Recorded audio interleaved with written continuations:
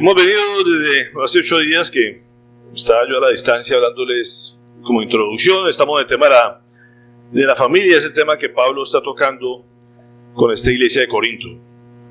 Terminamos hablando el año pasado del tema de la fornicación, cuando la persona está soltera, todo lo que esto implica y cómo no puede disfrutar de la gloria de Dios si está en pecado. Y ahora vamos a tocar el tema un poco del matrimonio, también un poco de la soltería y el tema de la familia, que esto es tan importante, y es una carta que Pablo recibe. Ustedes se dan cuenta, empiezan a hablar de que él recibió una carta, no sabemos qué decía esa carta, no la conocemos, fueron preguntas que la iglesia que le había fundado le está haciendo a él de cosas que de pronto no estaban en el Antiguo Testamento, que mismo Jesús no trató, que mismos discípulos no trataron. Y la iglesia, como nos pasa en el día de hoy, a veces hay dudas y uno dice, ¿qué dice la Biblia de esto? Y qué rico poder contar con alguien inspirado por Dios para recibir un consejo de esto. Y estos fueron de los puntos que él dice que se le trataron, o sea, se le tocaron esas cosas en esta carta, y empieza a aclarar. Y por eso me gusta esta versión que empieza hablando de una pregunta. En las otras versiones veo que simplemente parece como si fuera una afirmación, diciéndole no puedo tocar a una mujer, o no se puede tocar a mi pareja, y es casi como que estuviera Pablo haciendo una afirmación, y eso ha prestado a que haya mucha controversia con este pasaje que vamos a estudiar hoy, y esperamos tocarlo de una forma muy clara, como el Señor nos habla habitualmente, y espero que el mensaje sea claro. Entonces, el tema básicamente es bueno que el hombre no tenga relaciones sexuales. Esa es básicamente la pregunta, ¿sí? ¿Por qué? Y vamos a ver por qué era la pregunta y por qué era la inquietud que había. Y vamos a mirar que uno podría decir esto, pareciera que Pablo está en contra de las relaciones sexuales entre las parejas. Eso es lo que da un poco a entender cuando él habla así. Aparentemente él no las tenía en ese momento, lo que está diciendo él. Y aquí vale la pena decir, ¿es que Pablo fue soltero? Nadie lo dice. Simplemente él no tenía pareja cuando estaba ejerciendo su ministerio, pero hay muchas cosas que nos indican que Pablo era viudo. ¿Por qué? Porque acuérdense, en los tiempos de atrás de Pablo, la vida antigua de Pablo, él era ¿del qué? Fariseo, del Sanedrín, estuvo en decisiones muy significativas, dice que votó a favor de la persecución de los cristianos y la misma ejecución de Esteban, y todos los del Sanedrín, el requisito indispensable era que tenían que ser casados. Entonces uno dice, pues si él era fariseo en el Sanedrín, seguramente estuvo casado. ¿Qué pasó con la mujer? La historia no nos dice, no hay nada escrito qué pasó con la mujer, pero es probable que él haya quedado viudo, que era lo que no era extraño tampoco en esa época. La gente vivía mucho menos que ahora, en esa época de la historia, y es probable que haya quedado viudo sin estar tan anciano. Entonces tuvo mucho tiempo también de participar y trabajar en el Evangelio estando solo, y por eso él habla como habla aquí en este pasaje, pero no quiere decir que estuviera en contra de las relaciones sexuales o del sexo en el matrimonio. Miremos lo que dice 1 Timoteo 4:1-3, donde él mismo aboga por el matrimonio y al contrario critica a quienes van en contra de estas enseñanzas. Dice, el Espíritu dice claramente que en los últimos tiempos algunos abandonarán la fe para seguir a inspiraciones engañosas y doctrinas ¿qué? Diabólicas. Tales enseñanzas provienen de embusteros hipócritas que tienen la conciencia encallecida. Prohíben el matrimonio y no permiten comer ciertos alimentos que Dios ha creado para los creyentes. Conocedores de la verdad los coman con acciones de gracias. ¿Qué está diciendo aquí el mismo Pablo? Que hay gente que viene engañando a la gente diciéndole que no es bueno tener relaciones sexuales. ¿Sí o no? Que son doctrinas de demonios. Estos días me llamó la atención que considera este tema del celibato. No sé si han escuchado noticias estos días de vacaciones. El pleito entre la Iglesia Católica, entre los dos papas presentes, de que uno critica al otro porque está a favor o está autorizando que algunos sacerdotes se puedan casar y tener relaciones sexuales, y el otro se paró en las pestañas a los 90 y pico años a decir que cómo era posible eso y que había que frenar eso, ¿sí? Pero nadie se pregunta, ¿y quién inventó el celibato? ¿De dónde salió esta doctrina que, como dice, estos son inspiraciones engañosas más bien, ¿cierto? Porque si es un requisito para ser pastor y ser sacerdote, el mismo Timoteo lo habla, que debe ser marido de una sola mujer, ¿cierto? Y si uno se va a mirar la historia, fue hasta el siglo XVI se prohibió que los sacerdotes católicos se casaran. Pero muchos tuvieron hijos, por gran parte de la historia tuvieron familias, y al contrario, se depravaron a tener muchas familias, muchos hijos por fuera del matrimonio, hasta que en el siglo XVI prohibieron eso. Pero como dice la palabra de Dios, pues usted no da la palabra, eso no es bíblico ni es de Dios. ¿Estamos de acuerdo? Y miremos que desde el principio de la creación, miremos Génesis 2:18, nos habla aquí el Señor muy claro. Y yo por eso soy muy a favor del matrimonio, y ese para mí es parte del propósito del hombre en la tierra. Dijo Yahvé Elohim, no es bueno que el hombre esté solo, le haré ayuda que esté frente a él. Entonces fíjense que desde el principio Dios vio que la soledad no es buena para el hombre. Lo dijo Dios, ¿no es cierto? Jehová Elohim dijo, no es bueno que el hombre esté solo. Y es muy cierto, y por eso el matrimonio es algo diseñado por el Señor, la buena voluntad del Señor, que la gente se case. Y ahorita vamos a hilar más fino en esto. ¿Y para qué propósito tenía esto? Génesis 1, 27, 28.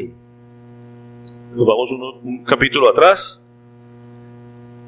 Dice, y creó Elohim al hombre a su imagen, a imagen de Elohim lo creó, macho y hembra los creó. ¿Sí? Y luego Elohim los bendijo y les dijo Elohim, fructificad y multiplicaos, llenad la tierra y sojuzgadla, o sea, sometan la tierra. Entonces fíjense que el matrimonio fue hecho por Dios. Primero creó al hombre, vio que no era bueno que estuviera solo, y por eso le creó a la mujer, la ayuda idónea. ¿Para qué? Para que se multiplicaran, poblaran la tierra y tomaran dominio sobre todo lo que había en la tierra. Y ese es un propósito de Dios, que los matrimonios tomen dominio sobre las demás cosas creadas, en pareja, uno ayudándose al otro, ¿cierto? Entonces uno dice, entonces ¿por qué Pablo está afirmando eso? Pareciera que estuviera en contra del matrimonio, porque él decía, ojalá se quedaran como yo, o le dice, mejor quédense como yo. Dice, ¿es un mandato de Pablo? No, él dice, básicamente, no está ordenando. Es lo que está diciendo, oiga, no se apresuren, y vamos a ver una cantidad de cosas que Pablo les dice a la iglesia de Corinto, para que no se cambie su condición civil apresuradamente, sino que sepan lo que están haciendo y lo hagan conforme a la voluntad de Dios. Y es algo que tenemos que tener todos muy claro, tanto para casarnos, lo que implica también, después vamos a tocar el tema del divorcio. Ahorita medio bromeaban por ahí, alcancé a escuchar hoy que no vinieron porque estaban estaban con el abogado mirando las cosas del divorcio, ¿no es cierto? Por ahí decían. Alguien habló de eso por ahí, entonces. Y todas las cosas hay que mirarlas conforme a la palabra, que es lo que la palabra dice.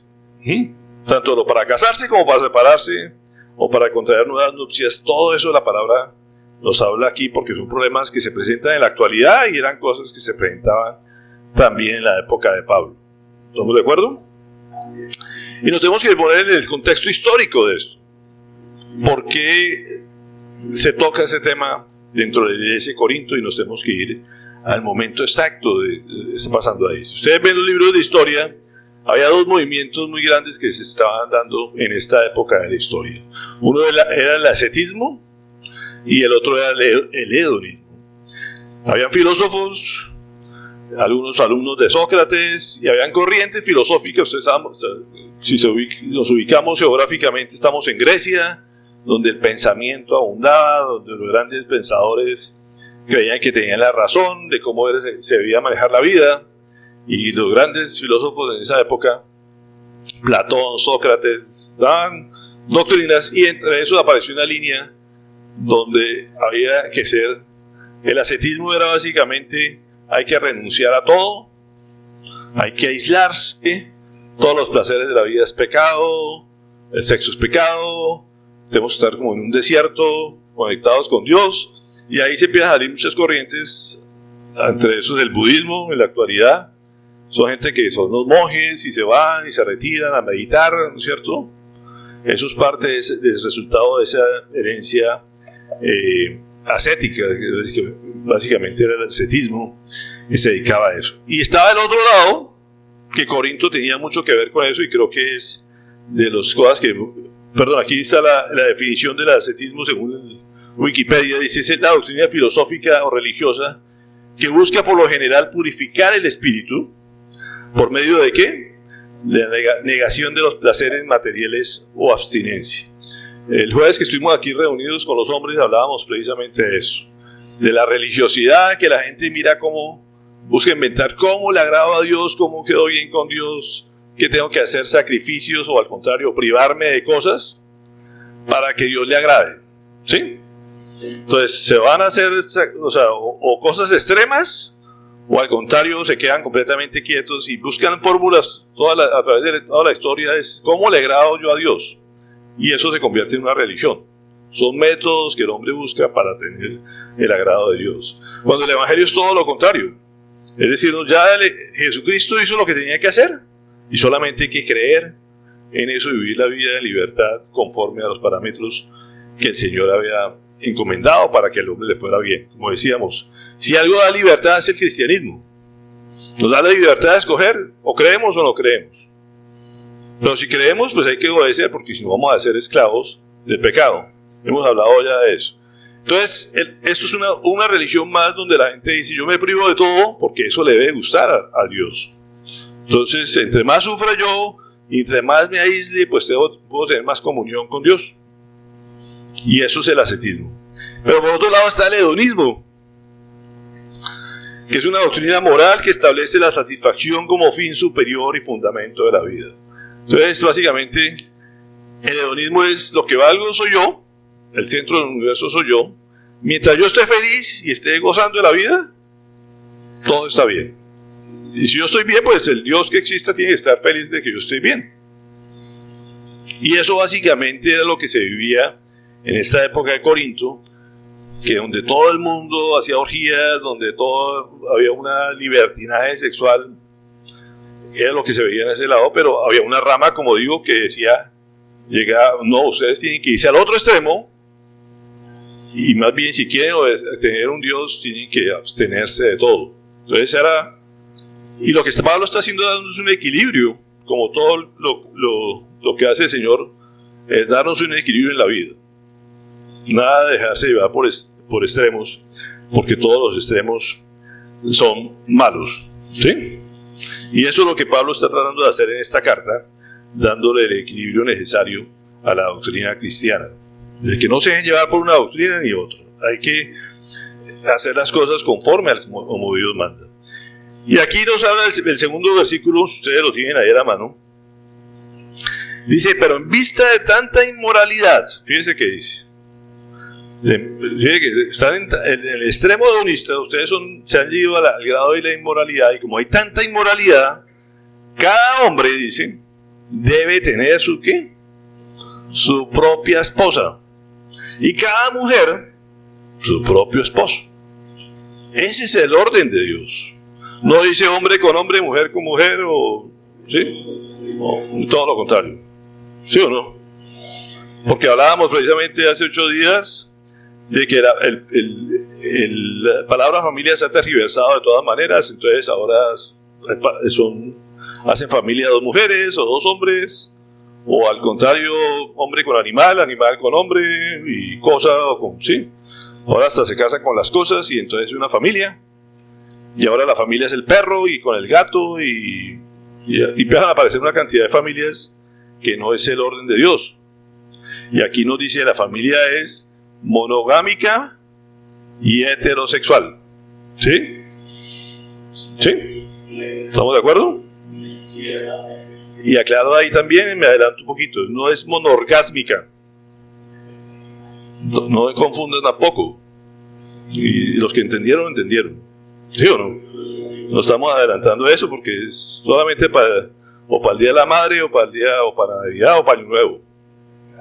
¿Sí o no? Porque es que, hablemos claro, porque a eso vamos ahorita. Entonces a veces la gente confunde monogámica por monorgásmica. ¿Y esto con qué propósito es? Y Pablo es muy claro en esto. ¿Cuál es el propósito de contestar eso? Dice, tienen que evitar, por un lado, el tema que venía tratando en los pasajes anteriores a la carta, que era la fornicación. Y dice, tienen que evitar la tentación. Esto es importante, es parte del mensaje de hoy. Hay que evitar la tentación. Y eso, como dice, no quiere decir que estemos promoviendo un matrimonio para que no pequen. Porque la gente dice, yo estoy joven, tengo las hormonas alborotadas y entonces no me aguanto las ganas, entonces pues, me tocará casarme porque si es la única forma de pronto de no pecar. Y ese no debe ser el motivo. Con el que salga, lo primero que aparezca, entonces pues ni modo, ¿no? O sea, antes de pecar primero, pues prefiero arriesgarme y casarme con el primero que se aparezca porque no me aguanto ya las ganas. Y eso tenemos que ser claro, el casamiento, el cónyuge no son vacunas, como se puede ver. No puede verse el matrimonio como una vacuna para no pecar siendo soltero. En muchas iglesias se predica eso. Cásese lo más pronto posible porque si no se quema y ahí sí está en juego el cielo. Y resulta que se casa y sigue pecando. Sigue los malos pensamientos, sigue la lujuria, sigue relaciones por fuera del matrimonio, ¿sí? Y eso no se trata. Entonces vamos a ver que hay tiempo para todo. Y es importante eso, si no sabes vivir solo, menos vas a poder vivir en pareja. Porque la gente dice, yo me caso y se acaban las tentaciones. Falso. Aumentan las tentaciones, ¿sí? Los jóvenes habitualmente dicen eso, no, pues que eso es muy difícil ser joven. Las hormonas, tanta tentación tan buena paseándose por ahí, ¿cierto? Las fiestas, todas las cosas, y resulta que se casan y aumentan a nivel del trabajo, en todas partes hay tentaciones. Y a veces a las mujeres les gusta, en el caso de los hombres, a las mujeres les gusta más el hombre casado porque está más estable, porque financieramente les va mejor. Sí, no es una realidad. Y se le bota más fácil. Eso pasa mucho y eso les da estabilidad a la mujer.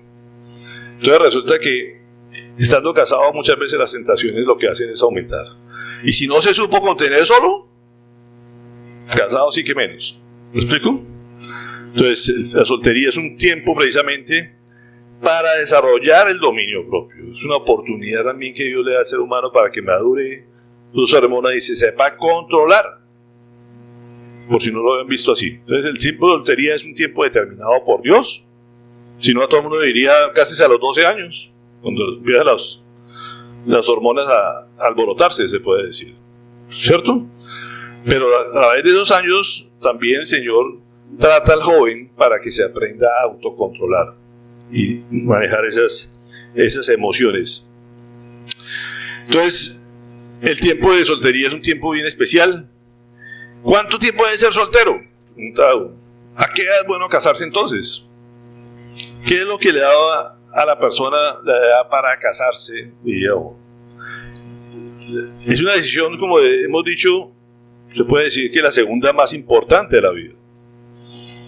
Uno siempre tiene que decir, la decisión más importante es la salvación. O crees o no crees. Esa es la decisión más importante de la vida. ¿Estás decidido a obedecer al Señor o no estás decidido a obedecer al Señor? La segunda decisión importante de la vida es con quién me voy a casar o cuándo me voy a casar. Y la otra, cuál es mi proyecto de vida o mi profesión o lo que voy a dedicar toda la vida a hacer. Son tres decisiones sumamente importantes que todo el mundo debiera tener claro en la vida. Cuando uno acepta al Señor, pues el Señor tiene la oportunidad de irlo guiando a uno, mostrándole a través de su palabra, y tenemos una gran ventaja de cambiar la vida, de escoger una buena pareja, conforme a los propósitos, y por eso dice, no se unan en yugo desigual. Y la gente decide, bueno, ¿le creo o no le creo? ¿Le obedezco o no le obedezco? ¿Sí? Pero si lo obedece y los dos están de acuerdo y están en el mismo camino, pues seguramente va a ser un matrimonio exitoso. Pero si decide mal, aguántese mismo. ¿Sí? Esa es la realidad. Si escoge una mala carrera, una mala profesión, de pronto se da porque piensa que por eso da más plata esa carrera y resulta que puede tener plata pero va a ser insatisfecho toda la vida, pues de malas. Nunca estará a gusto con lo que hace. Y la gente termina la vida aburrida y haciendo propósitos diferentes a lo que el Señor le dijo que hiciera. Y entonces uno dice, ¿cuánto es el tiempo para casarme? ¿Cuál es el momento adecuado para casarse? Y vamos a decirlo con una palabra, madurez. Cuando la persona esté madura. ¿Cuándo está madura la persona? En los jóvenes sí que es ahorita más difícil cada vez encontrar muchachos maduros. Y maduro es cuando precisamente uno pueda vivir alejado de sus padres, porque la palabra dice que el hombre dejará a su padre y a su madre. ¿Sí o no? Cuando esté en capacidad de vivir fuera de papá y mamá, se supone que es una persona madura. Madura en lo emocional, de que es una persona que pueda tomar decisiones conscientes de qué es lo que le va a ser beneficioso para él y para su pareja, y que no tiene que estar llamando al papá y la mamá todo el tiempo a ver qué hago. Como muchas veces la gente se casa y tiene un problemita con la pareja, inmediatamente llama a la mamá. Ay, mire lo que me pasó, lo que me hizo, lo que me trató. Llegué a la casa, no encontré comida. Yo antes llegaba y sí encontraba comida. ¿Sí o no? Y entonces, ¿qué hago ahora? Y este tipo no me trae ni para el papel higiénico. Y yo pensé que el papel higiénico se reproducía solo. ¿Sí? ¿Sí o no pasa? Y entonces y siguen apegados al papá y mamá y son personas emocionalmente que no han madurado. Y eso tiene que ver con la parte financiera también. Entonces, cuando es maduro, también tiene que haber una madurez financiera. De que puede sostener solos. Por ahora las parejas se casan, pero siguen recibiendo la cuotica del papá y la mamá para mantener el mismo estatus. ¿Y quién ha dicho eso? O se casan y siguen en la universidad y siguen estudiando y el trabajo, nada, porque los papás los mantienen. ¿Y eso es madurez? Tienen que ser independientes de papá y mamá. Como dice, dejará al padre y a su madre y se hará una nueva familia. Uno deja una familia y empieza una familia. Y cuando esté en capacidad de hacer eso, de sostener a otra persona, pues se supone que es una persona madura financieramente. Y eso incluye también la habitación. Como digo, el que se casa, haga su casa. Dicen, ¿sí han dicho por ahí? ¿Sí o no? Que tenga casa. No es que a vivir en un cuartico pegado al papá y la mamá, porque no hay nada peor que vivir con la suegra dentro de la casa. Pero la gente ahora no quiere que su niño se vaya muy lejos, sino que vivan ahí. Ojalá, aquí le arreglamos el cuartico. Los padres somos culpables de no dejar que los hijos maduren. ¿Sí? Entonces la soltería, como digo, es un tiempo para vivir en casa como hijo, bajo las órdenes de papá y mamá, para abstenerse, para controlarse, para madurar muchas cosas, para llegar en el momento en que uno decida irse de ahí y hacer un hogar como hicieron nuestros padres. ¿Estamos de acuerdo? Cuando esté en capacidad de eso, cásese. Pero no se case porque las hormonas me dicen que me tengo que casar. Y sigo ahí porque va a empezar un matrimonio errado. Eso es lo que la palabra nos muestra y que nos dice deben ser independientes. Como siempre les he dicho, los matrimonios en esta época, el matrimonio judío, el papá le ayudaba, ya decía en el momento de casarse, se ponía de acuerdo con la otra familia, se presentaba a los novios y decía, listo, ya mi hijo está en capacidad de trabajar, nosotros les vamos a ayudar para que le vamos a dar su terreno, lo que sea, pero él va a hacer su casa. Y cuando termine de hacer su casa, vendrá por la novia. Eso es el compromiso anteriormente. Y cuando terminaba su casa ya tenía donde vivir, llevar a vivir a su mujer, ya tenía trabajo. Entonces ahí sí venía a buscar la novia y la novia tenía que estar preparada. Y esa es la figura de Cristo. Cristo también está haciendo nuestra casa. ¿Se acuerdan? Y cuando la tenga lista, vendrá por su novia que es la iglesia y la lleva a vivir con ella. ¿Sí? Entonces, fíjense que ese es el modelo cristiano. Y se repite a nivel celestial, a nivel espiritual, exactamente como Dios lo ha planeado. Pero uno dice, no, vivo al lado de papá y de mamá y aquí vivimos los 4 felices. Eso no es un modelo cristiano, que es lo que se ve en la actualidad en el mundo. Vamos a hablar un poquito del matrimonio y del sexo, que es lo que dice el versículo 3, que es algo completamente natural dentro del matrimonio. Y habla muy claro Pablo aquí, y también la gente a veces quiere ponerle más arandelas a las cosas, pero creo que es muy clara la palabra en las diferentes versiones. Dice, el hombre debiera darle a su mujer aquello a lo que tiene derecho en la relación matrimonial, y la esposa debiera hacer lo mismo con su marido. La mujer no está encargada de su propio cuerpo, lo está su marido, e igualmente no está encargado de su propio cuerpo, sino su mujer. Creo que es bastante claro la palabra, ¿sí o no? Aquí no estamos hablando de que, como digo, Pablo esté recomendando el celibato por ninguna parte. Está recomendando que la gente debe vivir la vida como Dios la diseñó, el matrimonio. Y dentro del matrimonio, la gente tiene que tener claro que se casa, ¿para qué? Para tener relaciones sexuales. Es parte del propósito del matrimonio. Si no, sean amigos. Pero como ahora no está claro, pues que ahora los amigos tienen derechos y tienen intimidad, por eso es que la gente no se casa. Dicen amigos con derechos. No existen amigos con derechos. El matrimonio es lo que da derecho. Y la gente tiene que estar consciente de eso. En el momento que se ponen de acuerdo, se comprometen que ya el cuerpo no es suyo. Es de Cristo, pero además usted no tiene autoridad sobre su cuerpo, no tiene su pareja. Decir esto en esta época, Pablo, en medio del machismo de esa época, donde la mujer no tenía mucha relevancia, se puede decir, ni poder decir, decirle en esta época a las mujeres, es que el marido no tiene autoridad sobre su cuerpo, sino la tiene usted. Era fuerte, ¿sí o no? Pero tenía que decir la verdad. Entonces fíjense que eso no es solamente de un solo sentido. No es que el hombre tenga y pueda hacerle con la mujer lo que quiera. No, es que su cuerpo ya no le pertenece a usted como hombre. El derecho sobre su cuerpo lo tiene su mujer. Y el cuerpo de la mujer tiene derecho el marido. ¿Sí? Es lo que dice, ¿o no?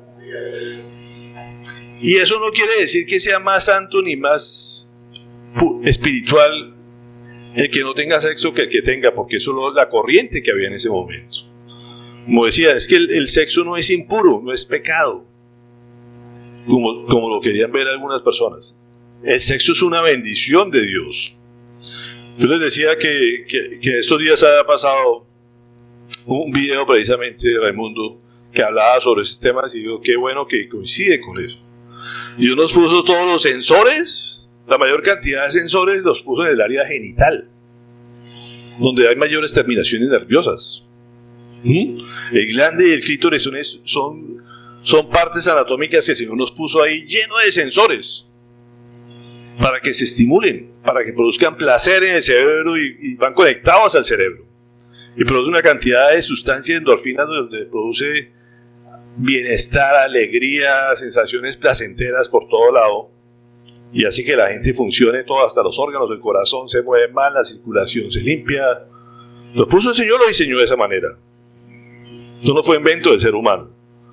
Por lo tanto, son cosas que son para utilizarse conforme al propósito de Dios, para el goce, el disfrute de la pareja. ¿Sí? Y no es pecaminoso como Satanás lo ha querido mostrar, que es algo malo y que es pecado. Todo lo contrario. ¿Sí? ¿Estamos de acuerdo o no? Entonces, como digo, tiene un propósito. El sexo es un don de Dios, un regalo de Dios, pero tiene que ver con Kairos, es el tiempo del Señor. Y Dios dijo cuándo debía utilizarse, que era cuando se casaran, no antes. Ni después de separarse también, porque vamos a ver ese tema en la próxima vez. Es en el tiempo del Dios, diseñado por Dios. Ese es Kairos y creo que todo el mundo ya entiende eso. Pero también tiene que ver con la soberanía de Dios. Así lo dispuso el Señor. ¿Sí? De que en el matrimonio la gente tuviera intimidad sexual. Así lo decidió Él. Y así lo diseñó. Y por lo tanto, ese es el orden establecido y hay que ser obedientes a eso. ¿Por qué? Porque precisamente dentro del matrimonio se dan muchas situaciones, muchas vivencias en muchas parejas, modas o por aparente conveniencia, que se han desviado de la voluntad divina. Y debemos ser claros en eso. Es increíble la cantidad de matrimonio. Estos días está muy de moda también el tema de ahora de matrimonio sin sexo, que pueden vivir así. Y eso es una moda que ahora se da así. Como digo, aquí estamos en la época del libertinaje, de que todos con todos y cambian por parejas, como cambiar de lapicero, ¿no es cierto? Pero van a otros temas también que se escucha de moda, donde la gente nos casamos, pero nada de intimidad y como amiguitos. Y yo tampoco es la voluntad de Dios ni es nada bueno. Y eso va en contra de la autoridad divina. Lo que dice la palabra es que es una obligación mutua. ¿Sí? ¿Lo dice ahí o no? El término que utiliza ahí es devolver lo que se debe. Y por eso básicamente traduce como una defraudación. Es el mismo término que cuando la gente le prestaba algo, veíamos hace unos capítulos anteriores, se condenaba a la persona que defraudaba económicamente a otro, porque eso termina siendo un robo, un fraude. ¿Sí o no? Y es la misma palabra que utiliza aquí en este pasaje. La persona que no tiene sexo con su pareja, intimidad sexual, está defraudando a su pareja porque la otra pareja se casó también para eso. ¿Me explico? Y no solamente la mujer es la que se niega ante el hombre, es el hombre muchas veces se niega a la mujer. Porque es que a ambos nos dio hormonas. ¿Me explico? Y ahora los hombres viven cansados por mucho labor y entonces tampoco a veces pierden el grado de estar con su pareja. ¿O no? ¿Pasa? ¿O me estoy inventando? Y lo otro es una rebeldía. Y es un problema de autoridad. Como digo, si el Señor lo manda, también hay que obedecerlo. A veces no se tienen ganas. No todo el mundo tiene ganas a toda hora. ¿Me explico? Pero cuando entiende que es una cosa que el Señor ha mandado y si la otra persona tiene ganas, hombre, pues hagámosle a la mañita y al final disfrutemos ambos, ¿sí? Creo que estoy hablando, la mayoría son adultos y entienden, pero es la realidad. Pero mucha gente entra a la pereza y la cosa, y entonces se vuelve y se pierde el interés y se pierde y se vuelve una cosa de rutina de que no, una vez al mes y cuando tengamos aniversario y así, y ahí se convierte eso y se va, y estamos hablando de las puertas al enemigo, es lo que dice la palabra. ¿Me explico? ¿Sí? ¿Soy claro? Pero eso no quiere decir que por obligación vamos a tener la libertad de respetar, porque así es como una obligación mutua, tenemos un respeto mutuo. Y las cosas de la Biblia nos dice que deben ser de acuerdo. Nosotros nos casamos en un acuerdo, ¿cierto? De cumplir el uno con el otro. Pero también de acuerdo de respetarnos el uno al otro. Y hay situaciones donde la otra persona o no puede por cuestiones hormonales o físicas o lo que sea. La otra persona tiene que entender eso y ponerse en los pies del otro. ¿Me explico? Y esto es una forma de respeto. Lo que pasa es que se ha vuelto una cosa, como digo, de soborno o de recompensa. El sexo no se puede utilizar para eso. Como una herramienta para lograr algo. ¿Me explico? Entonces, si quiero vacaciones, pues hagámosle. ¿Sí? O me compro la lencería sexy, pero la utilizo si me llevas a vacaciones. Muchos son así. ¿Sí? O al contrario, como una amenaza o castigo. Si haces tal vaina, te corto los servicios, dicen por ahí. Ahora dicen paro de no sé qué, sí, paro de las mujeres, ahorita están muy de moda eso. Ahora lo utilizan para todo, para lograr que le pongan la electricidad, para que abren las vías, para que pavimente una cosa. Entonces, si no pavimentan, no hay servicios, dicen así. ¿Cómo así? Miren las modas donde el mundo nos está empezando a ver, y eso son cosas que aparecen en las noticias, no me las invento yo. Entonces se convierte como una amenaza o un castigo ¿Sí? Si te vas de viaje no sé qué y aceptas o aceptas tal cosa, conmigo ni cuentes. Si regresas, chao. Te corto por lo menos este mes los servicios. Y así se han vuelto las relaciones entre la pareja. Y eso, esa moda, ¿quién la inventó? Pues el enemigo. ¿Sí? Y la Biblia es muy clara en eso. El cuerpo no le pertenece a usted. El cuerpo le pertenece a su pareja. Y a nivel espiritual con el Señor pasa exactamente la misma.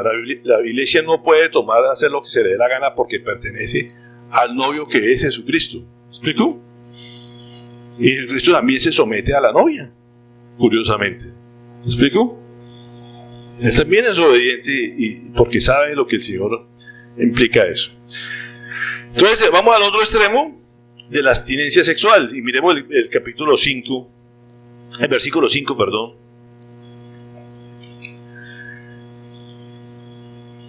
Dice, no se nieguen, pero después dice, no os privéis el uno al otro, excepto, solamente hay un excepto aquí en la palabra, durante un tiempo limitado, claro, ahí limitado o corto, dicen otras versiones, por mutuo acuerdo, ¿sí o no? No es unilateralmente, esto no es un contrato, esto se acuerda de que estamos hablando de un pacto, y los pactos son en acuerdos, el pacto es un acuerdo, el acuerdo es un pacto. Entonces, por mutuo acuerdo, los dos pueden privarse del uno del otro. Y entonces, solo para que tengáis tiempo de ¿qué? Adicional para la oración. Pero después, prontamente, en otras versiones, vuélvanse a unir o reunir. ¿Sí? Y aclaro, cuando a veces hay situaciones o algo que la gente quiere tener meter todas las fuerzas, toda la energía, por un ayuno, por algo especial, por una situación especial que dice, ¿sabe qué? Esta noche no vamos a tener, sino que los dos vamos a ponerse a orar. Qué gran propósito de eso. Eso es superior a la intimidad física. Es lo único que el Señor permite a que se nieguen el uno al otro, solamente es que los dos se pongan a orar. Y los dos, de mutuo acuerdo. ¿Me explico? Es la única justificación para negarse el uno al otro. Pero no están negando porque, como digo, están de acuerdo. Entonces los dos se abstienen de tener intimidad porque los dos quieren entrar a un periodo de ayuno y de oración, pero dicen que se deben ser periodos cortos. ¿Sí? El Señor es un genio, como digo, en la creación. Y dio instrucciones también muy claras en el Antiguo Testamento. Decía, cuando la mujer esté en su periodo natural, todo el mundo sabe a lo que me refiero, una menstruación, ¿sí?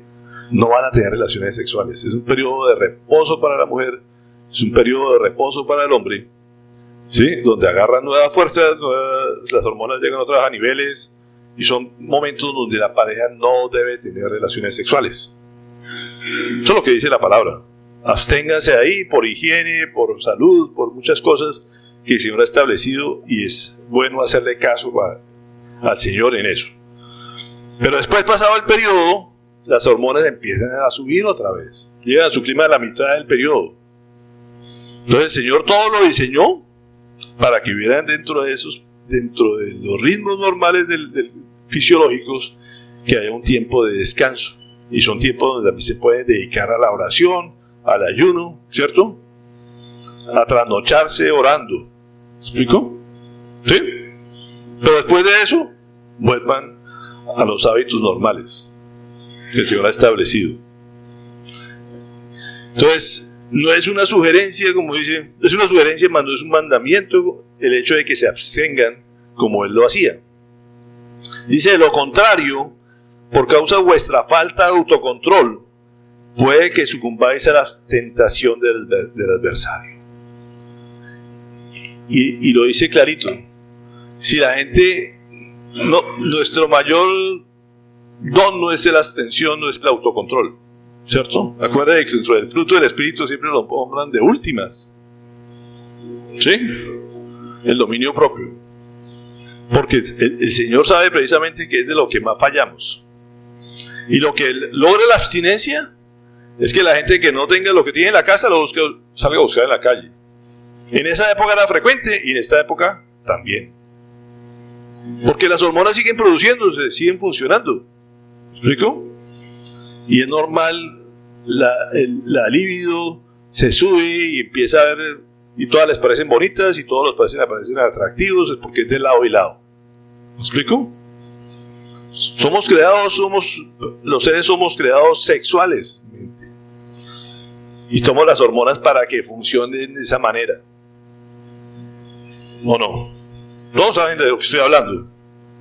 ¿Cierto? No sacan los que no entienden. ¿Sí? ¿Todos entendieron? ¿Sí o no? No estoy hablando nada. Aquí todo el mundo que ya pasó la adolescencia sabe de qué me refiero. Entonces, es algo que está ahí y dice, no se pongan a jugar con abstenerse, porque eso lo está viendo la oportunidad del diablo de ponerle las tentaciones y la gente cae facilito en esos casos. Y esa es la libertad, como te digo, que Dios nos da. Porque uno cuando se entrega a una persona, como dice, estás dispuesto a hacer lo que quieras. Hay muchos tabús de qué se puede y qué no se puede hacer. ¿Me explico? Pero es algo mutuo, o sea, lo que uno mira que de otro le causa satisfacción al otro, y se tiene que dar libertad de hacerse. ¿Por qué? Porque como dice, el cuerpo ya le pertenece al otro, pero también el otro tiene la confianza de que el otro va a cuidar su cuerpo. Porque es un mutuo acuerdo en ambas cosas. Pero ya no es que yo dispongo de mi cuerpo y es cuando yo quiera y como yo quiera, y tú no tienes la idea de opinar. Porque en el momento que se casa, ya uno no se pertenece a sí mismo, sino que yo me entrego a la otra persona. Y eso el matrimonio es un tema, como alguien decía, cuando uno se casa, no es una burla, no es un chiste, es que es una muerte. Yo me muero a mí mismo. ¿Me explico? A veces la gente lo toma como a coja de chiste, que uno te casaste y te moriste. Es una realidad, uno se muere a sí mismo porque la otra persona empieza a tener potestad sobre uno. ¿Sí? Pero yo tengo potestad sobre la otra persona también. ¿Sí? Yo me tengo que cuidar porque ya sé que ese cuerpo también le pertenece a la otra persona. Yo me cuido también por eso, porque eso sé que le va a gustar, ¿cierto? Y es bueno la autoestima y cuidarse uno. Pero en el momento, como digo, que me llame a mis deberes, tengo que cumplir también por eso. ¿Me explico? Es que esto era como chistoso, pero mire que es como la traducción original es a eso. No defraude a tu marido porque tú le debes algo. Es una deuda que uno tiene con la persona en el momento que uno se casa. Y si no lo hace, lo está defraudando. Porque cada quien tenemos expectativas, se puede decir. Y la idea es entregarse plenamente el uno al otro. Es una entrega total. No es que te entrego esto, pero esto no. ¿Sí? Físicamente tenemos que entregarnos completamente el uno al otro. Y eso Pablo lo está diciendo clarito. O sea, se deben el uno al otro y deben entregarse porque ya no se pertenecen a sí mismos. Es un concepto que desafortunadamente se ha perdido. Y creo que en este mundo actual esto es muy contemporáneo. Todo el mundo es, mi cuerpo es mío y acepto siempre y cuando eso me satisfaga a mí. Porque cada quien piensa para sí mismo. Y el matrimonio es de entrega. Es cómo hago para que la otra persona esté bien. Cómo la otra persona se goza. Pero eso funciona siempre y cuando, como digo, sea para ambas partes. Pero no funciona bien cuando uno de los dos es el único que satisface y el otro la persona, la otra aguante. Eso no funciona. ¿Me explico?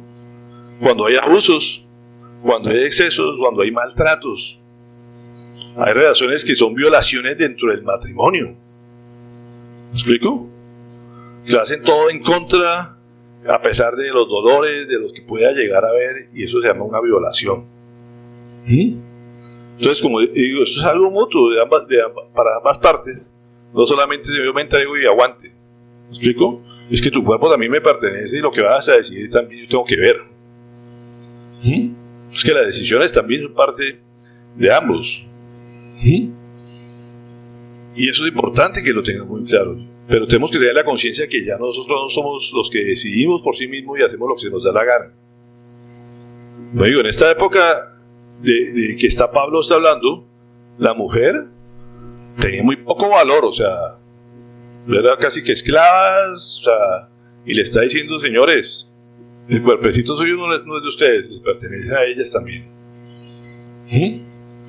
Ustedes disponen de ellas, pero ellos también disponen de ustedes. Y se tienen que entregar completamente a ellas. O sea, no es un tema, como digo, fácil para esa época. Y ahorita también cuesta a la gente, porque la gente vivimos en un hedonismo, en un egocentrismo, donde mientras yo me satisfaga, bien, me importa lo que ella sienta o la otra persona sienta. Y por eso es que la gente no funciona. Y por eso es que hay tanto fracaso matrimonial, porque la gente no disfruta. Y estamos viendo también casos donde se vuelven cristianos y entonces se vuelven espirituales. Entonces nada de intimidad, porque somos espirituales ahora. Muchas iglesias le dicen, es que eso es pecado, ustedes tienen que ser espirituales y dedicar más tiempo a la oración. Y resulta que cada quien busca ver por dónde se satisface por otro lado. Y desafortunadamente, como dicen, la satisfacción está al alcance de la mano, dicen por ahí. ¿Sí? Hay mucha masturbación, hay muchas cosas que la gente acude por temor a hacerlo con su pareja. Es una realidad en las vidas de las personas. Y todo esto el Señor lo está diciendo ¿para qué? Para que no le demos tentación y cabida al diablo. Disfruten plenamente su matrimonio, su vida de intimidad. Tienen que ponerse de acuerdo. Pero hay muchas, afortunadamente uno ve muchas parejas, oye de muchas parejas en consejerías y cosas dentro de las iglesias, de que la gente no disfruta su intimidad sexual. Y esto no tiene edad. ¿Sí? Entre mejor se lleve toda la vida en una buena actividad sexual, terminan sus últimos años teniendo muy buena intimidad sexual. Está bien que le bajen la frecuencia, pero que es de mejor calidad, como dice. ¿Sí? Esa es la realidad de las cosas. Y eso es lo que el Señor quiere, porque es bueno para la persona. Pero todo tiene que hacerse en el kairos, en el momento que Dios lo ha diseñado. Bueno, la sexualidad no es para la soltería, pero la soltería tampoco es para el celibato. ¿Me explico? No se es más santo, no se es más espiritual porque no tenga relaciones sexuales. Es bueno que la gente anhele casarse, es bueno que la gente planee casarse, es bueno que la gente planifique casarse. ¿Por qué? Porque el Señor dice que no es bueno que el hombre esté solo. Y como digo, ahora todos los días oye uno de los hombres 40, 50 años y no se han casado, los niños. ¿Sí? Hoy estábamos viendo una boda ahorita antes de venirnos, ya maduritos, 14 años de novios, decían. 14 años de novios. ¿Y si estarán maduros los niños? O sea, no están podridos. O sea, eso pasó de moda el matrimonio. Y eso es moda, el matrimonio es moda, ¿acaso? O sea, ya estábamos botados de la risa anoche porque fuimos a visitar a unos amigos. Y de que llegué yo veía un perro, al perrito triste, esos ojos, yo decía, oiga, ¿esta raza es así o por qué se ve tan triste? Y todo el tiempo yo decía, trataba de acariciarlo para que se alegrara y toda la cosa, y el perro triste. Y al final será por la charla y toda la vida, oiga, ¿este perro lo caparon? Sí, de razón. O sea, hay que algo en cuenta, es que Dios diseñó las cosas para que nos lo gocemos todo, ¿me explico? Y llega, le quitan los testículos al pobre perro y digo, pues claro, esta es la razón que así es el ser humano, o sea, Dios nos dio cosas para que estemos gozosos, estemos alegres, todo lo hizo perfecto el Señor. Y si la gente se castra espiritualmente, es una castración espiritual que mucha gente hace, haciéndoles creer que esto es malo, ¿qué pasa? Pues viven una vida frustrada, aburrida, fracasada. Todo lo que Dios nos dio es para usarlo. ¿O no? La gente...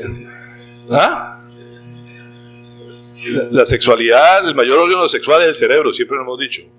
Todo está en la cabeza.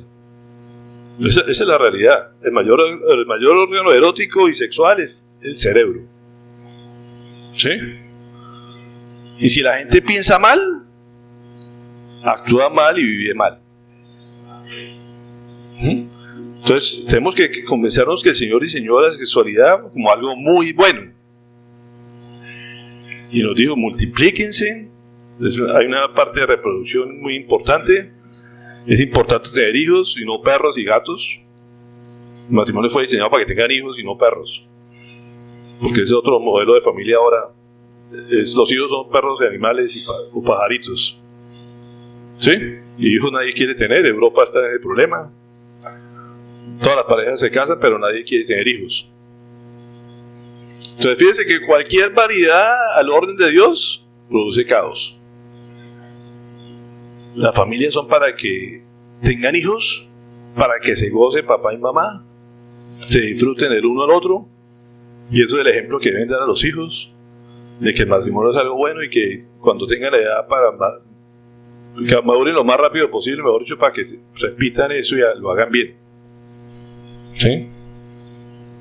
Ese es el deseo de todos los padres, que nuestros hijos se casen y que produzcan nietos, ¿cierto? Y no entren en la moda del mundo de que no, mejor sin hijos, entonces el nieto de uno se convierte en un perrito. Eso es lo que está pasando ahora. ¿Sí? Sí, ahora nadie quiere tener hijos porque eso es un encarte y entonces la gente piensa en sí mismo y eso es un problema y ese no es el orden de Dios. Y como digo, la otra moda es no tengamos relaciones sexuales, entonces vivamos como amigos y se casan para eso. Y ese no es, para eso no es el matrimonio. ¿Sí? No porque es que el soltero se puede hacer daño a sí mismo, pero el casado le hace daño a la pareja y a todas las demás que le rodean. A los parientes, porque como digo, todo está diseñado para que los abuelos se reúnan con los nietos, instruyan a los nietos. Hay muchos ejemplos en la Biblia de eso. Pero ahora los abuelos mueren y sin conocer los nietos. Porque como ahora se casan a los 40, 50 años, pues ya para qué. Y es una realidad que todos los días estamos viendo eso. ¿Por qué? Porque nos salimos del orden de Dios. Y si tienen una mala sexualidad dentro del matrimonio, pues viven frustrados, amargados, aburridos, deprimidos, o llenos de estrés. Y el Señor quiere que vivamos nuestra sexualidad plenamente como Él manda. ¿Ven?